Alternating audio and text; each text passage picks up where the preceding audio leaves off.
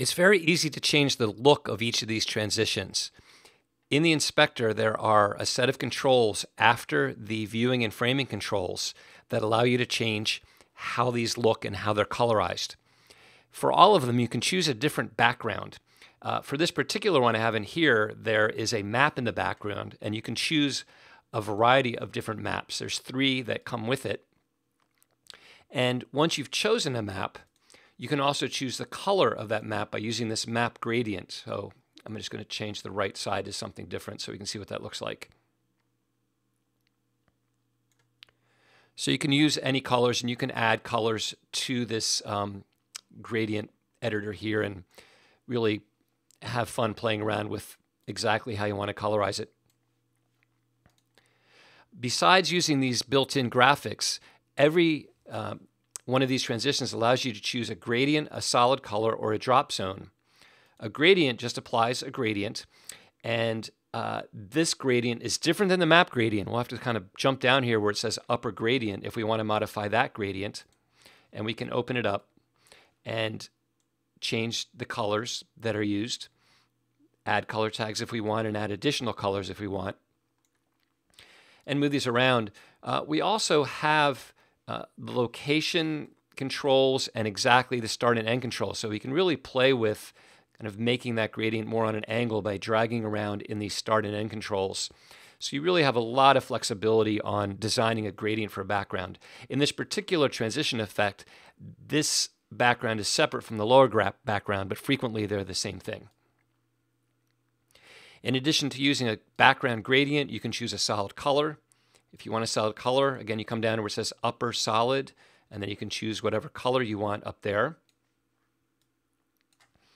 And then you can use a drop zone. So if you have your own graphic that you want to add as a background element, you can certainly do that. There's an upper drop zone well. You just click on it and then select the item you want to use. It can be video or it can be a still. In this case, I have this still image. I'm just going to click on it to select it and click apply. Now, sometimes when you use a background graphic, it may compete with your drop zones because there's a lot of visual stuff going on. So you can blur that. What I want to do, since I've added a drop zone, I've lost my inspector property, so I need to deselect and reselect the transition to get those parameters back. Then under the drop zone well, I can pan the background content. I can scale it, so I could scale it up and pan it over, so I have free flexibility to rearrange it.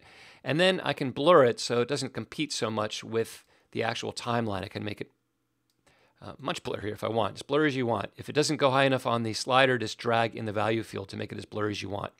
So easy to add your own content back there. I'm going to go ahead and set its pan back to 0 and its scale back to 100%, so we see the whole thing. So those are the options for the background. In this particular one, let me close this upper gradient. We also have a lower background that allows you to do a solid color, a gradient, or a drop zone. If you want the same drop zone to be in both, it'll work. You can just select drop zone. Here's the lower drop zone well. I'll select it, and I'll select that same content, and it'll drop in the lower half as well if you want to use the same thing in both. And then, of course, you could blur that to better match. So easy to put your own content in and have it be part of your design.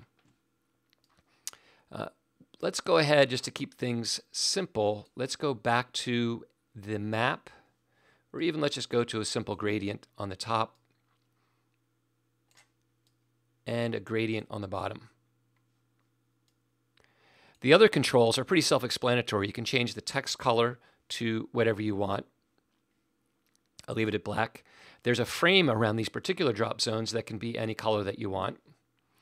There's a stem that extends out to each drop zone, and you can change its color.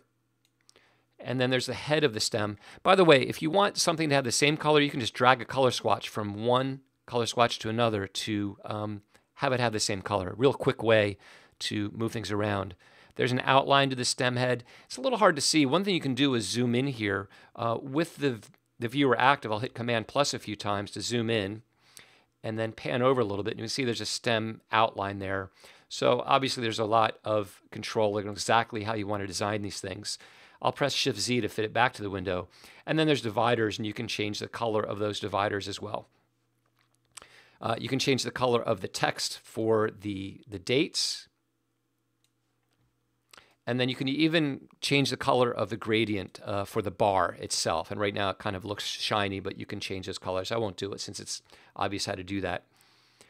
And those are the controls for adjusting how you make the whole thing look. Change the colors and change the backgrounds.